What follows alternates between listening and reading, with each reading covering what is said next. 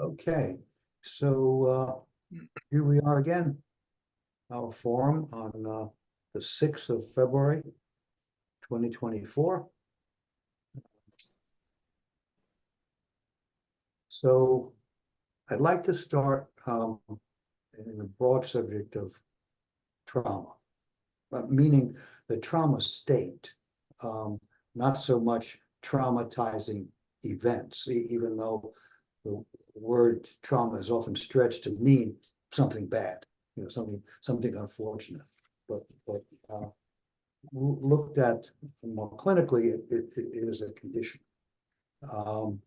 and it's characterized by circuits that have their home in the brainstem, in the so-called reptilian brain of fight, which is fight back against the predator, flight, flee from the predator or your rival, and freeze, which evolved as a protection because the animal would try to disappear by not moving, or try to become unpalatable to the predator by playing dead. But this evolved response doesn't often play out very well in humans because it leads to paralysis. It leads to inaction. You don't know whether to fight or to flee, and so you freeze, physically or mentally. And as we know, the trauma state spreads horizontally. In other words, it's contagious. Other people, either hearing about the same events or just feeling, your energy state, or being impacted by your trauma-dominated behavior, they go into a trauma state too. And it spreads vertically, which means over time, between generation to generation to generation. And also spreads institutionally, where a culture can become adapted to the trauma state, and instead of trying to do something to undo it or to interrupt the conditions that produce it, becomes something that, well, we just basically make do with, or make something, try to make something good, given it a good valuation, even as awful as it is. I'm going to try to get this picture up. Maybe you'll get flashes of it. It's a bull ring in, I wish I could get more of it on here for you.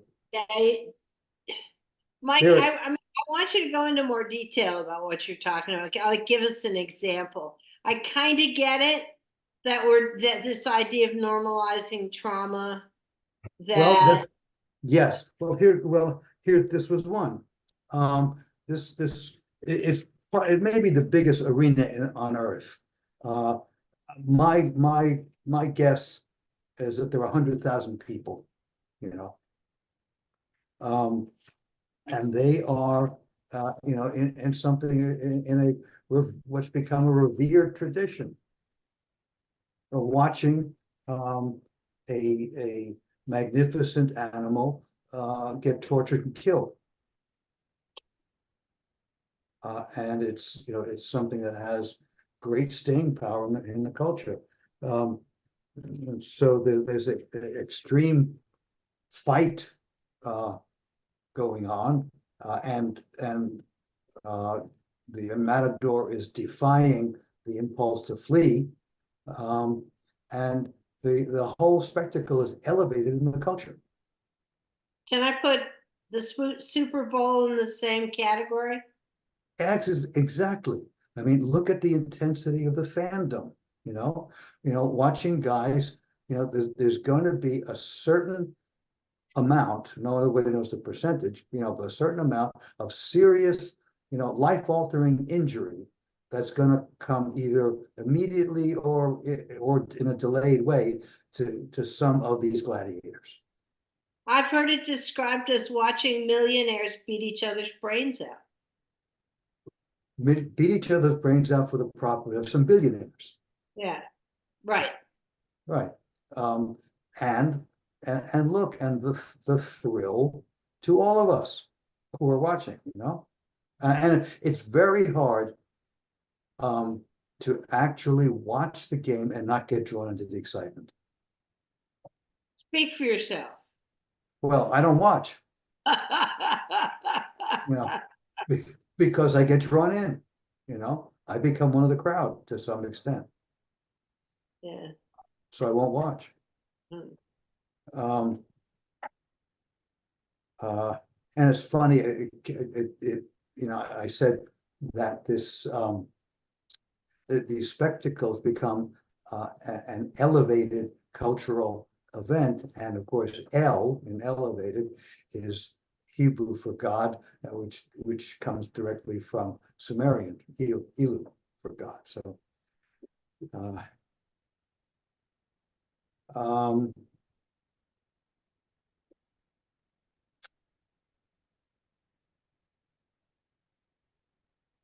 interesting article a few weeks ago in the Sunday section. Automobile fatality rates were falling for decades, recently surging upwards. Okay. This is evidence of a broad societal increase in traumatization, risk taking,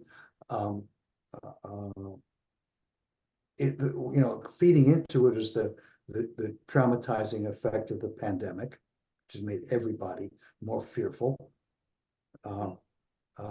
Warfare around the world, domestic violence, feeding in, to this loop and showing up as people taking crazier risks, driving faster, passing on the shoulder, all kinds of, running stop signs, all over the place. If you're out on the roads, you can't miss it. I was going to say exactly that. I didn't need a study to tell me that. I just need to drive around Atlanta. Yeah, and so trauma feeding trauma, feeding trauma. And another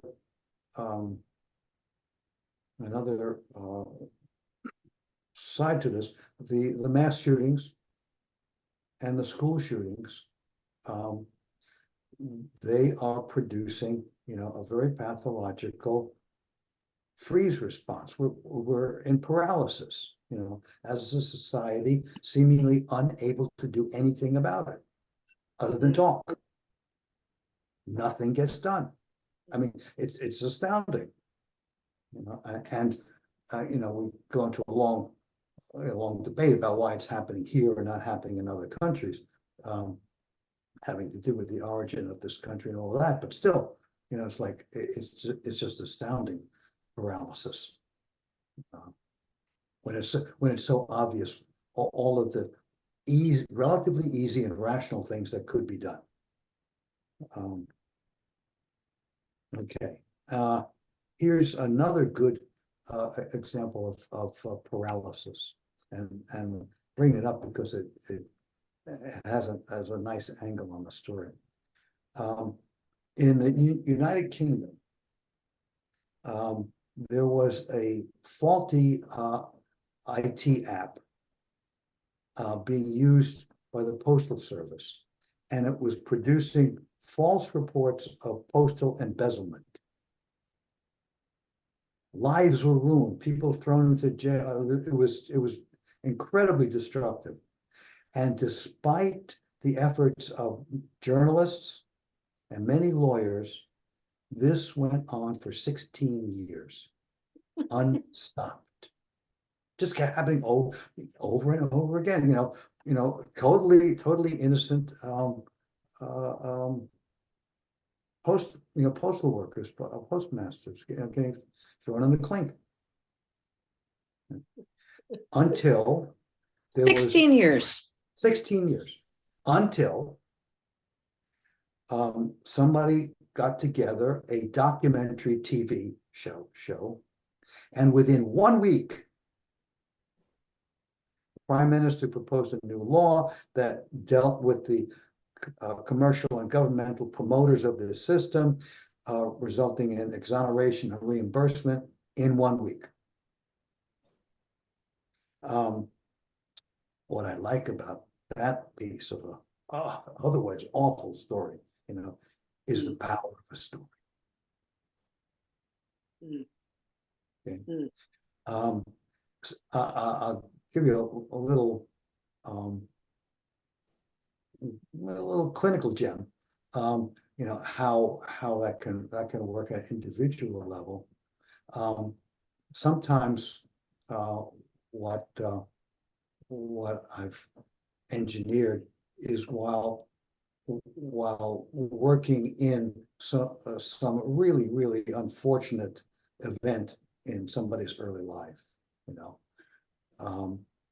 kind of like stopping the show. We know what happened. Stopping the show, and the person's in a very suggestible state already. Not exactly a trance, but deep into recalling the experience. Imagine what you would like to have happen. Imagine what should have happened for you at that point when you were 10 years old. Just go into that picture. Okay. And that changes the strength, the impact, and the meaning of the original story, of the actual history. Just having, kind of like deeply experienced a better story. So that in brief is why we're making a movie.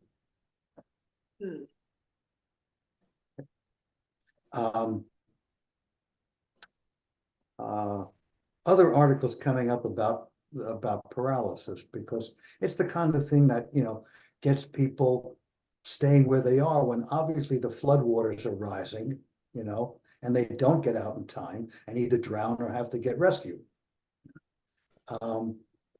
In San Francisco, a Times article, there's an average of 523 days from the initial submission of plans for a building project to get the initial go-ahead. And then an average of 605 more days to get all of the permits required. So that's over 1,100 days, which is 6 years, 5 years.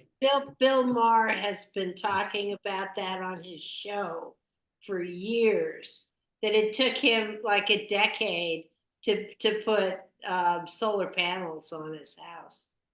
I mean, it was that kind of. Yeah. It's just as bad. I don't know where does he live in DC?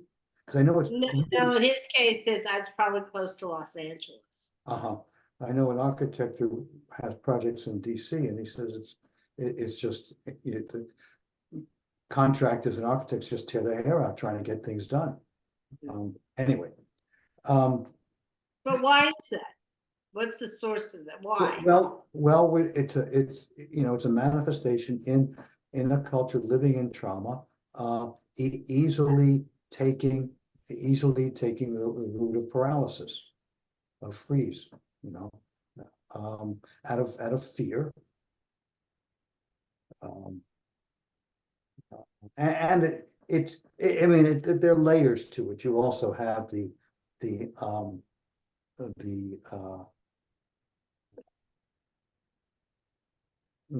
little gods, people who are relatively low on the power structure, giving themselves power by being obstructionists.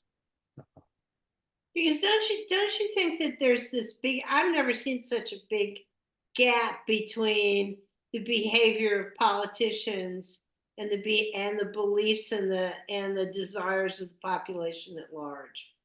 I mean, if you look at the questions about abortion or legalization of pot, I mean, these are things that culture is clear about, but we've allowed a structure, a government structure that's not really reflective of our desires. Do you think that's part of the traumatization story? I have to reflect on that.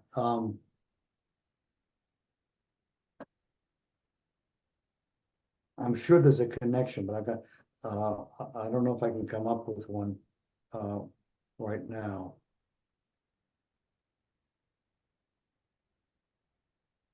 I have to It think. seems to me, it seems to me that more and more the public domain doesn't make any sense, even. I mean, well, like the right wing people talk endlessly about the border, and then as soon there's something actually concrete on the table, now all of a sudden they don't want it. It's that kind of, and that's supposed to make sense to somebody because of something, but it doesn't. It doesn't make any sense at all. So, and the fact that we're putting up with a government that doesn't make sense makes me wonder what's wrong with us.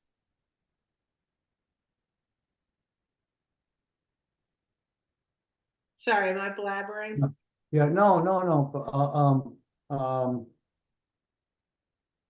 Well, I'm gonna let that question float there for a while, but what's wrong with us question. Yeah, okay, all right, Okay. yes, is Um, the question. uh, Now, because it relates to, by wondering, how can this mass traumatized state with its many manifestations, you know, um, get transmitted generation to generation for thousands, tens of thousands of years, you know, which takes us to the question is how firm is the evidence for my hypothesis, and that the the culture of our extraterrestrial ancestors was steeped in and fully adjusted to trauma. Mm. They were in a trauma state, and they were good with it. If we posit that what's in the tablets is essentially factual, I think that means that the case is strong. For one thing, there are the records of the endless warfare. Um, um, and the lauding of the violence and what we did to the army of that god, and it's glorifying not just the winning god, but glorifying the bloody victory, and very noticeable is the absence throughout, we're talking thousands of years, Mm. of records of any wishes for peace. Nothing that says, what we're doing is bad. We shouldn't be doing, no, not a word. I mean, there are tablets that call for moral regeneration in the city, that call for more orderliness and respect for law. So it's not like it was, that it was forbidden to criticize any aspect of the culture. That was allowable. And of course, remember, the human scribes were writing down what was allowable to their overlords, but questioning war was not in the cards. Mm. That's very revealing.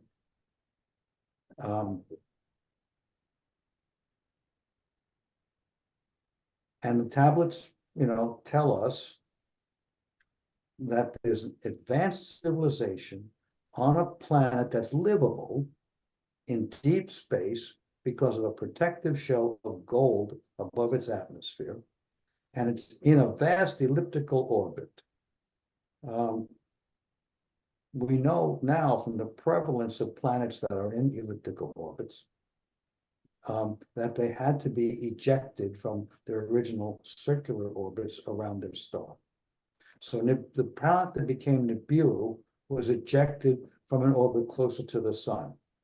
hard to imagine planetary traumatization worse than that. And what also much less likely is that the planet was ejected from around some other star and captured by our sun.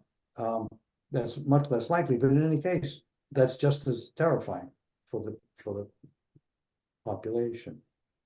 And then after the cataclysmic encounter with the planet in the fifth orbit, that's also reported in the tablets, after that, and the asteroid belt was created, every time Nibiru came through on its crossing path, it had to go through the asteroid belt.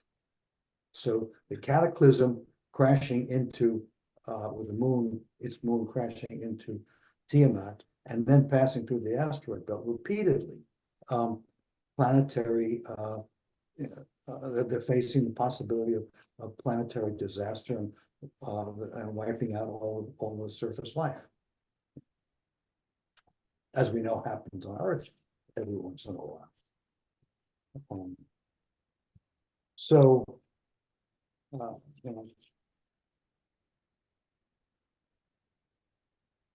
that helps to make the case that we're living in the where we are the inheritors,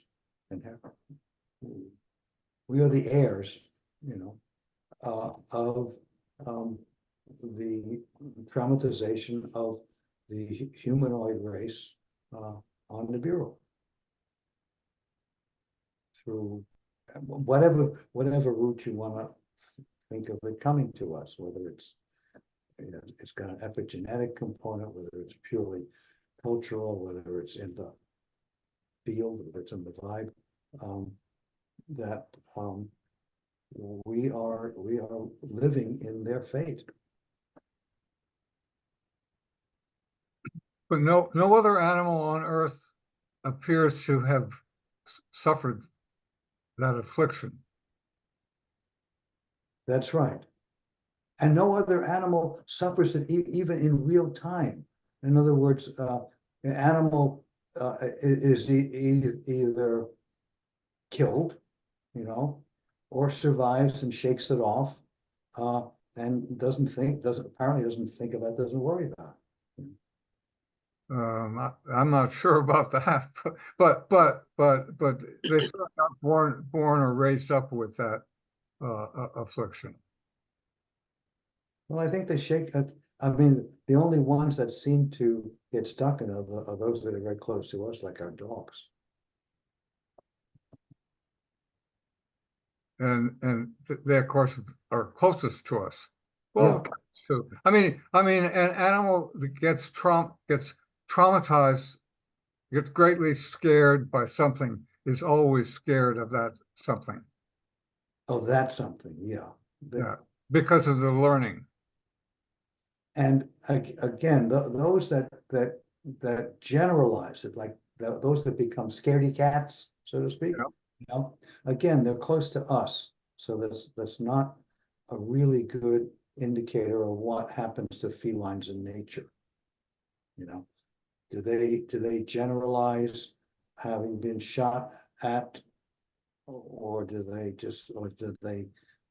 restrict their fear to humans? Don't know.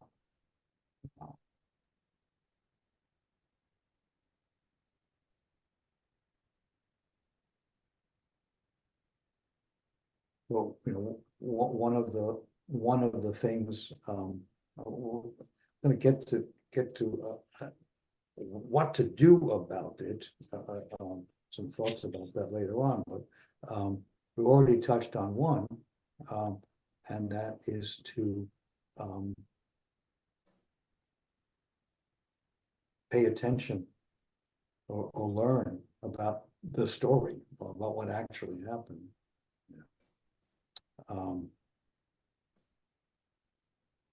You can't, in other words, you can't write a new story until you have fully acknowledged the old story, the real story.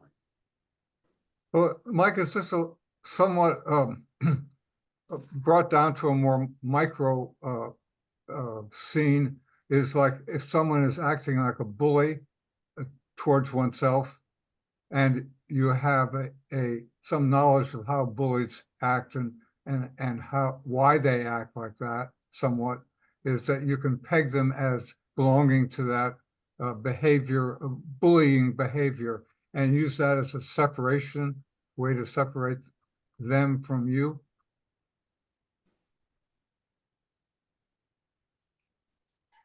You insulate yourself? Yeah. Yeah, make them the other.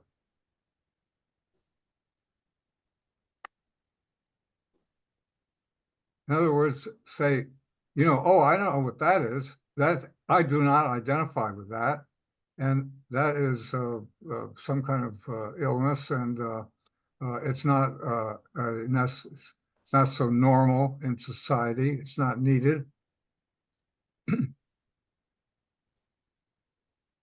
That's not me. I don't have to behave like that by imitation. Monkey see, monkey do.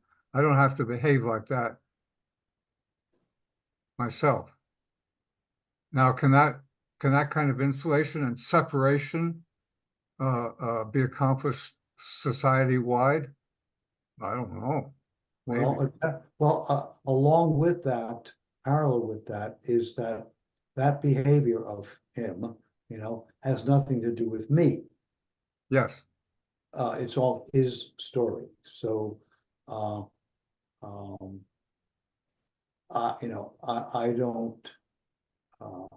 don't have to give the accusations any credence. Right.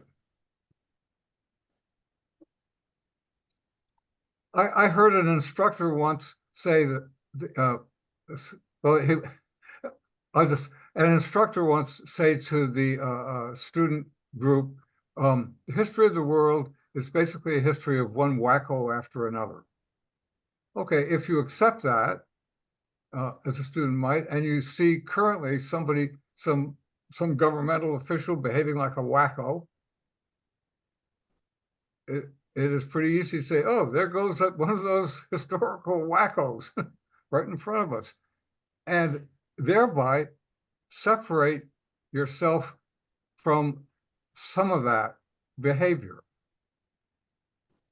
and not necessarily be yourself shocked or astounded or traumatized in any way by that behavior. So the first question is, how can I protect myself? Yes. Followed by, how can I protect others?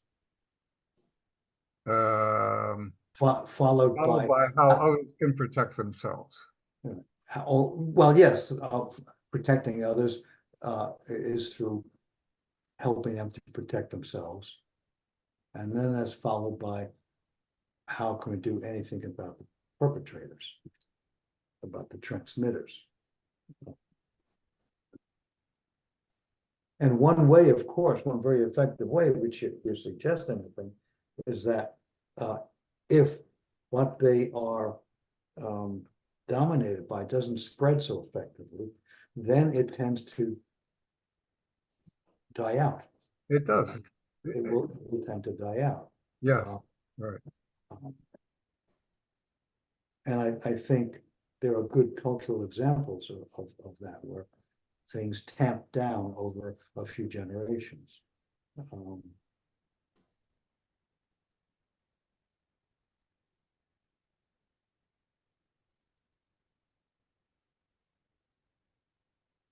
Well, in your terms, sometimes mockery, comedians' mockery of the offensive person can, if it catches hold, can do quite a lot of neutralizing the offensive person. It can. But if the offensive person is really powerful, the comedian has a tendency to get killed or exiled. Yeah, there's a scene in the history of the world, Mel Brooks' History of the World, where he's a joker in front of Caesar, you know, and his bit falls flat, and Caesar is not amused, and he says to the camera, "God, you can really die at Caesar's palace." Anyway, anyway, I'd like to move on to the gods. I recently got sort of trapped in a Netflix series on Alexander the Great, who believed he was a demigod, and a product of a union between his Macedonian queen mother, you know, and Zeus, also in Egypt, Amun. And after his bloodless conquest of Egypt, he went through the Libyan desert, a death-defying trek, to meet up with the Oracle of Amun in an oasis in the desert to get confirmation of his belief. So the boundary between deity and humanity was rather fluid for the Greeks. And their culture, of course, had huge influence from Mesopotamia and the Mesopotamian gods coming to them through Anatolia. So, and he was a truly extraordinary being. Makes me wonder, you know, if those humans who are truly superlative, intellectually or creatively or charismatically, you know, are we seeing a greater manifestation than in others of genes introduced into the human genome by the Anunnaki, you know, whether it's by epigenetic enhancement or whatever, you know, are we seeing beings who are more like the hugely powerful, hugely endowed, self-proclaimed deities, you know, are we seeing that?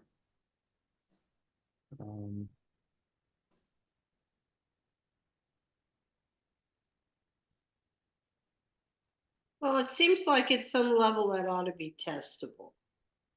Ought to be tested, yeah. Although it might be hard if it's not, if the genes are in everybody, but they are called out, so to speak, they become activated only in some.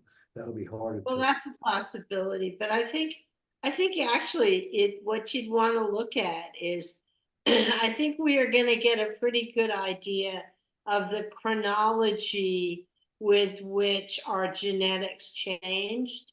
And there's a strong recognition that our brains went from relatively small to much larger over a very short period of time, right?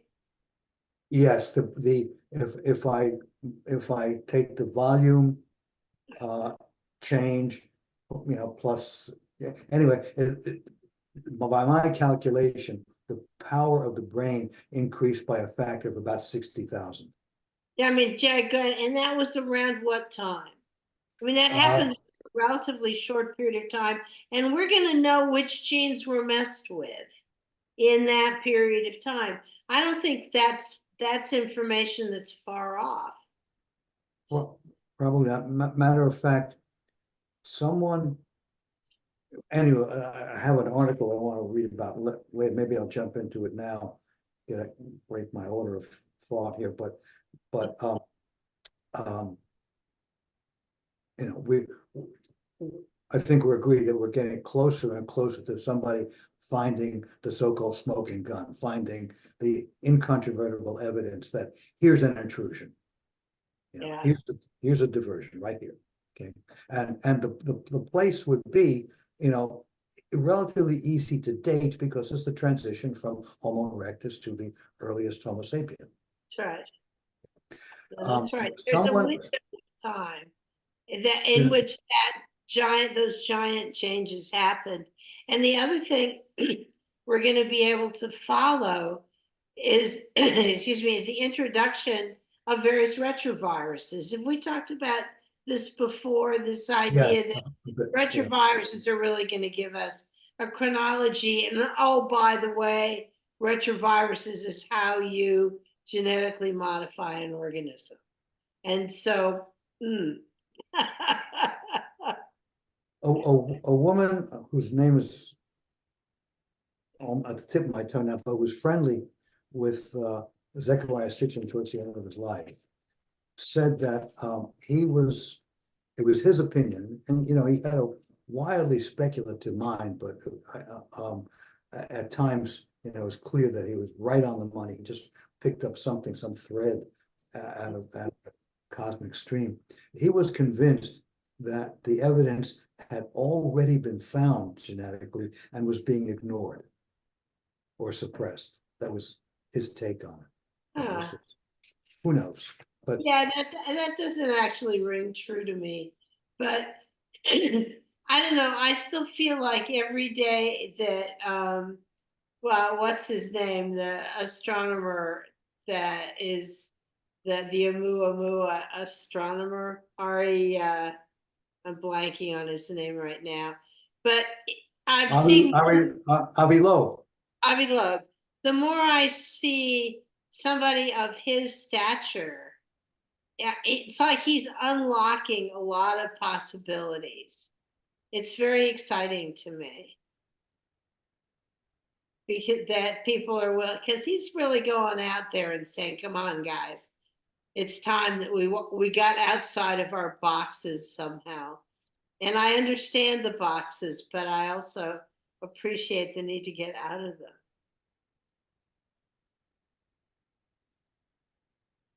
Yes.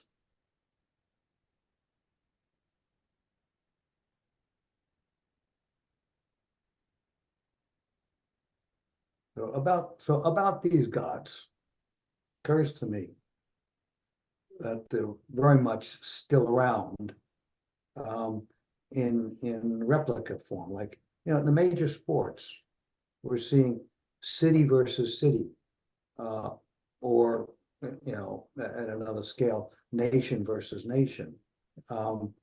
And that's very much reproducing how one god's city-state, a rising power, would take on the dominant city-state of a rival god. So it was always, city battling city.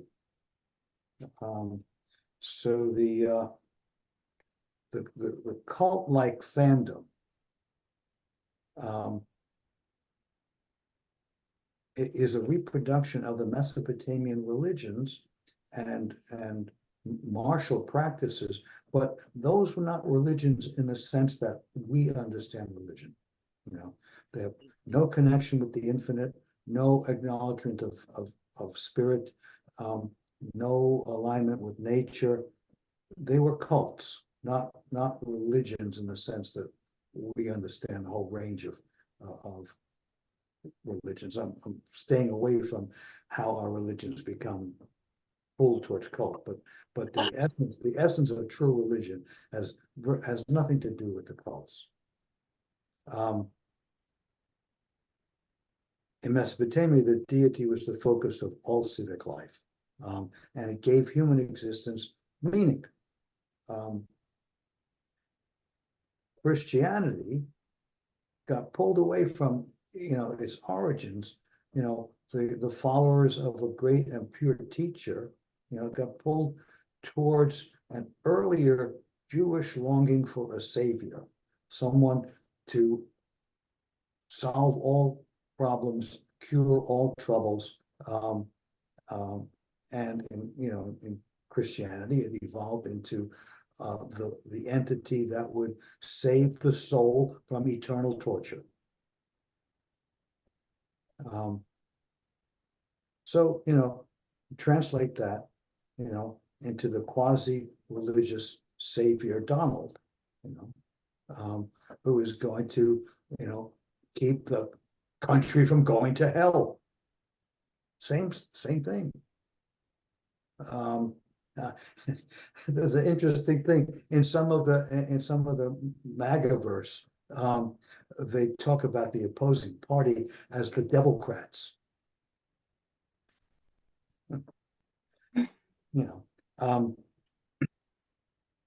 And so there's the appeal of this powerful person who's going to make all things right.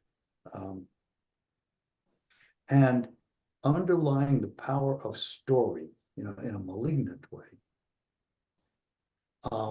that figure only has to act as if he can do what he says he can do.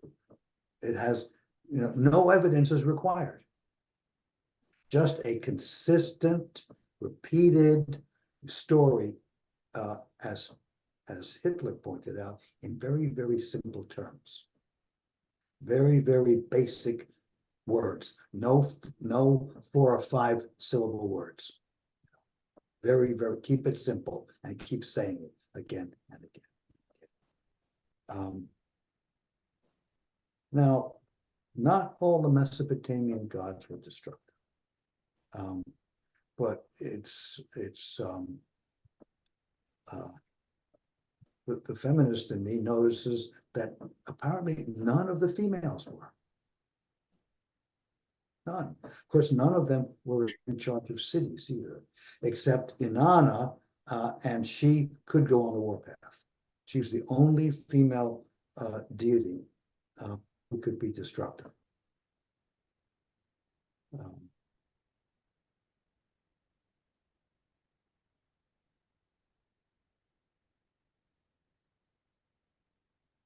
Here's an interesting light on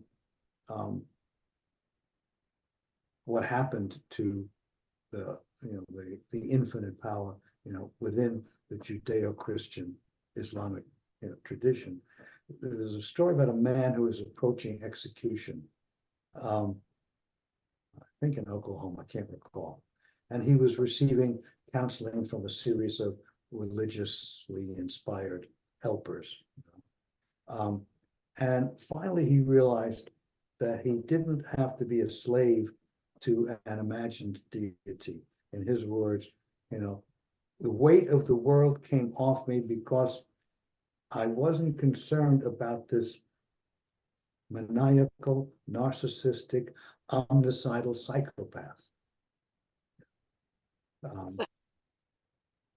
He'd been preached to, about the God of the biblical Jews, who was derived from the God of the gods of the Mesopotamians.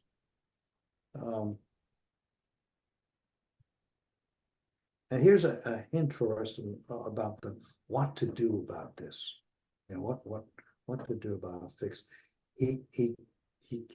This guy came to argue with his counselors, with empathy, because he didn't want to destroy the delusion that those missionaries might need on their own deathbeds.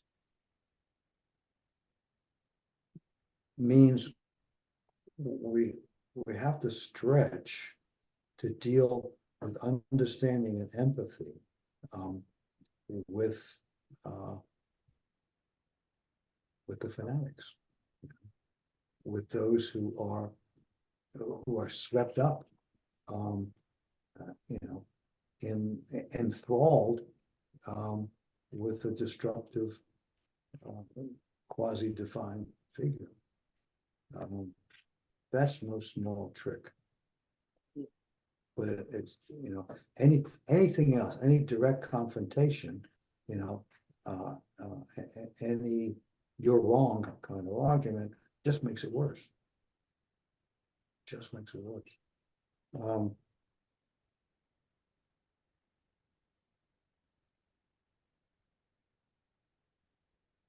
And contrast with the violence that we institutionally, get caught up in. We'll hear tomorrow about the latest missile strike of ours, in the Middle East. The followers of what I call true religion, a good example is the North American natives. This comes from a book review of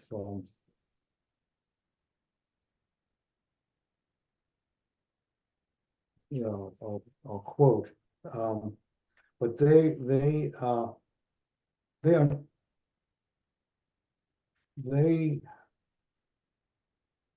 I don't know how I want to put this.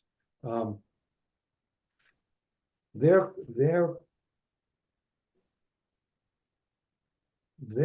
fighting is very different from the fighting of civilization, because it's free of love and hate. Because in civilization, love of the god / king / the religion, you know, and hatred of the opponents is the dominating quality. The natives instead fight very rationally. The book is Indigenous Warfare in Eastern North America, 1500 to 1800. The tribes that are named avoided battles and conventional sieges, instead carrying out what the author called conquest by harassment, dispersed campaigns of ambushes and raids which could be sustained for years. They fought in loose formations that rewarded individual initiative and marksmanship, waged war not to settle territory, but to clear it. Specifically, they aimed to push other tribes out of choice hunting ground and hold exclusive access to them. Purely for survival.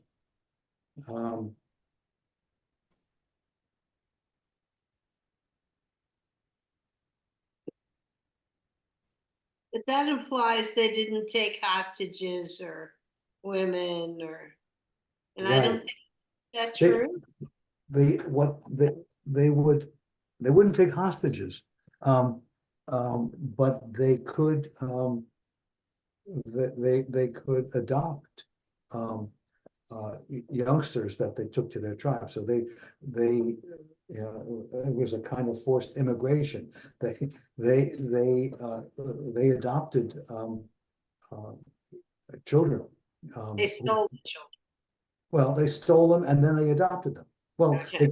they killed their parents, stole the children. Yes, that's it. Yes, that Yeah. book you recommended to me. Yes, They did, that's they didn't take slaves? Slaves, no. Later on, the Cherokee under white influence took slaves, but that's, you know, they were acting like Indian white people, you know. And the adoption was so strong that when it was white children that were taken, if they were ever recaptured and brought back to civilization, at the first opportunity, they ran back to the woods to try to find their tribe.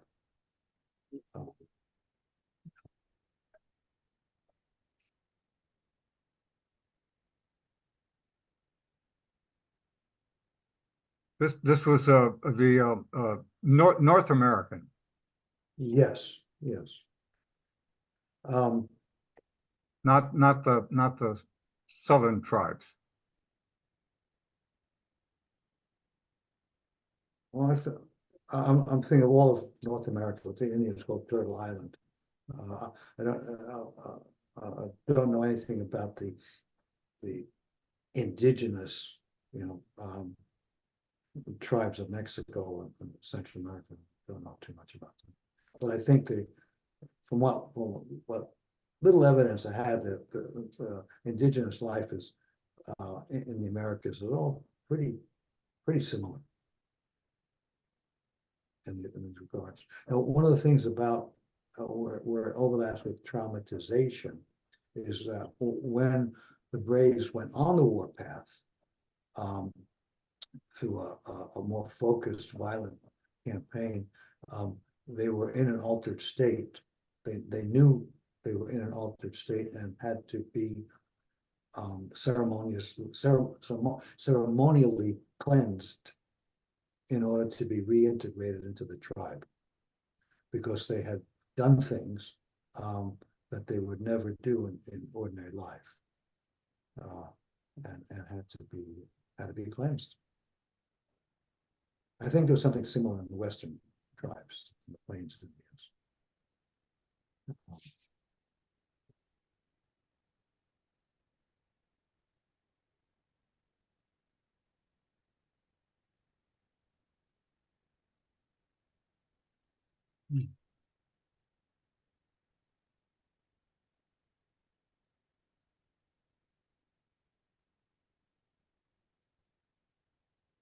I would like to switch over to a somewhat related area of genetics and migrations.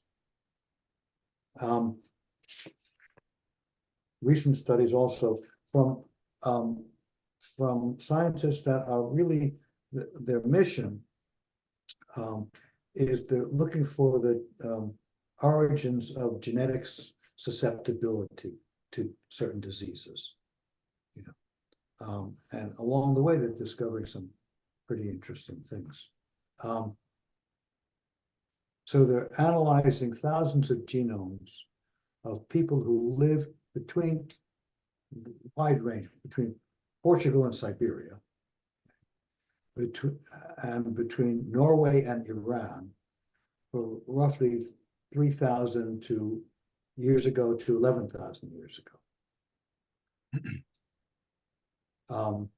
Taking ancient human genomics to a new level. They've chronicled the movements of farmers from what is now Turkey across Europe, starting about 8,000 years ago. These early farmers encountered European hunter-gatherers who had lived on a continent for more than 30,000 years. So these are two waves that we've spoken about before. The earlier wave coming out of Africa, small, dark-skinned folk, okay?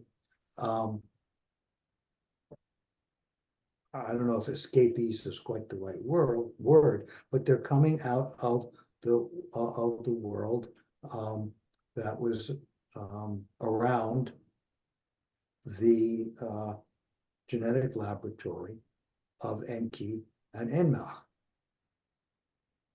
with relatively little exposure to the culture of the Anunnaki.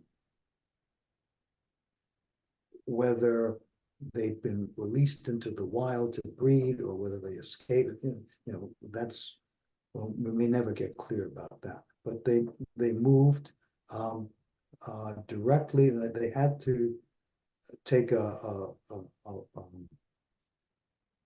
don't think they tried to cross the Mediterranean. They were too, I think they didn't have that kind of skill. So they marched through the Levant, through Turkey, Greece, maybe the Caucasus, into Europe and settled Europe. They were the original hunter-gatherers of Europe. The next wave, 15, 18,000 years later, were those who had been exposed to civilization, been a part of civilization. And again, why and how they left, again, I don't know if we'll ever know much about that, but they carried agriculture, which was the dominant means of existence in Mesopotamia. They carried agriculture into Europe. And then in the Bronze Age, 5,000 years ago, European DNA begins to show the genetic signatures of a group of pastoralists. And I never heard this term before. They're now called the Yamnaya, who lived on the steppes that stretch from Ukraine to Kazakhstan. So they expanded their territory in the Bronze Age and swept through Asia as well as into Europe.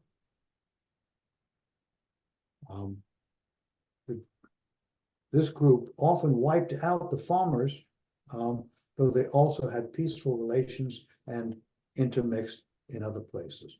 So today, the people in Northern Europe trace most of the ancestry to these Yamnaya. Further south, Yamnaya ancestry is less common.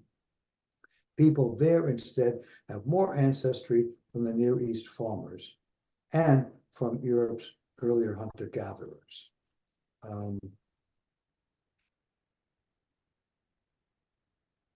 Again, from a different line of study, I think we're getting closer and closer to the unmistakable evidence of diversion, of intrusion, genetic intrusion.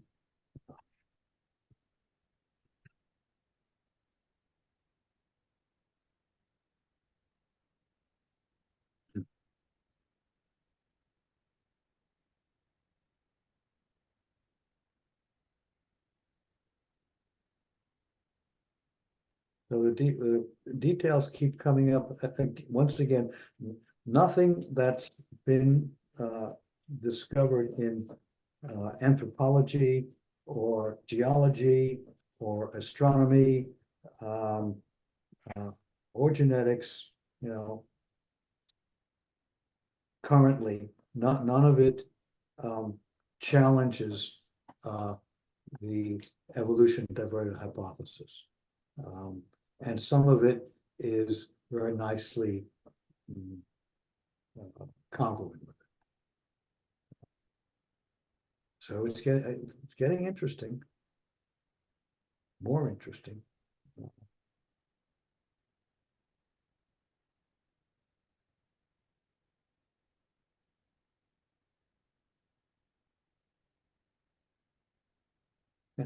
And me, I'm at the edge of my chair, because the first version, the first draft of the screenplay for the hybrids is done. Ooh. I can't see it. I can't see it because the lawyers have taken so long, in crafting the 17-page long agreement between me and the screenwriter. Oh my That- But do we have a very good screenwriter? Pardon me? Do we have a very good screenwriter? I believe so. Good, good, well, good enough in one sense that he's, enthusiastic about the project, about the story. Mm. But in another sense, he was picked by my A-list executive producer buddy, as someone who's gonna be helpful by reputation in drawing in other production companies, So Yeah. any day now, I'm hoping that his lawyer gives it the green light and I get the seat and get to work on it. Nice. 17 pages. This is to forestall theft of intellectual property on either side. That yes, in all its many 17 pages. Yeah. Gosh, I didn't know thievery could be so complicated. Well, it's not only it's thievery, mishap of all kinds. If somebody gets sick, if somebody dies, if somebody quits, what happens when when others get into the writing process, right? Every possible complication, has to be foreseen and addressed. Yep. Otherwise, fights break out. But it's astounding.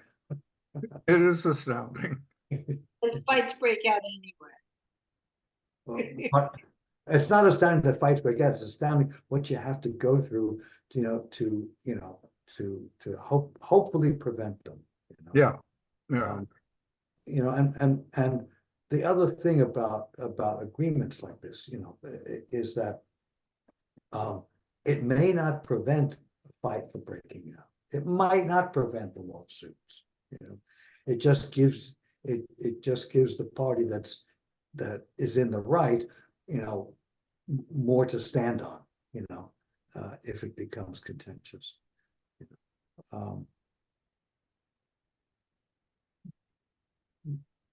But, hopefully it's, in a day or so, it's gonna be resolved and there's no real problem and we can get to work. You will be able to read the work it's so far made. Yeah, he's in his rights not to transmit it to me. Yeah, Until we have a signed agreement. right. But the intent is to let you read it. Is what? The intent is to let you read it. Yes. Oh, good. No, then we'll have a three-way conversation to move it along. Yeah.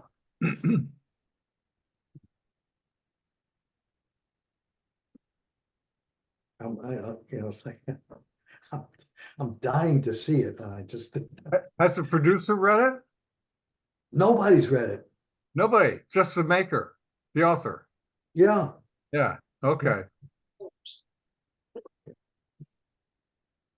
nobody's read it. You mean the other producer? No. Yeah. Anyway, hope by the time we meet next month, I'll be able to tell you something about it.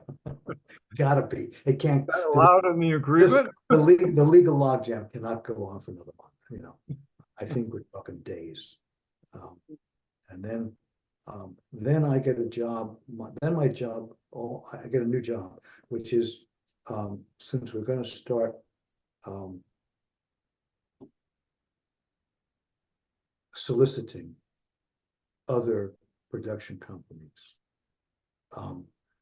Those that are some of whom I think will be what are called majors, and some that are designated in the business as mini majors.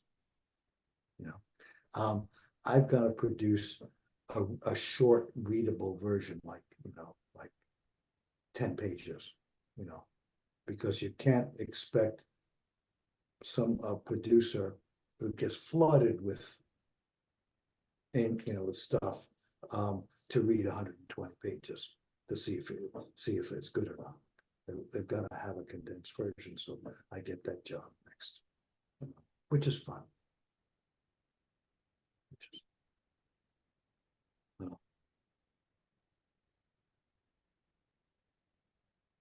So if you want to send any good vibes to attorneys, please, the screenwriter's attorney needs it. Mine, of course, is okay with it because he drafted it. So he's good with protecting my rights.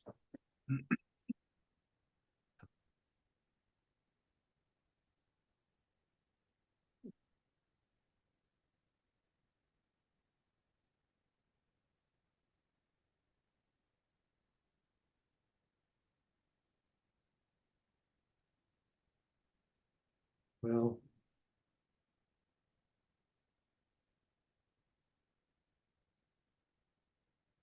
I'm out of gas.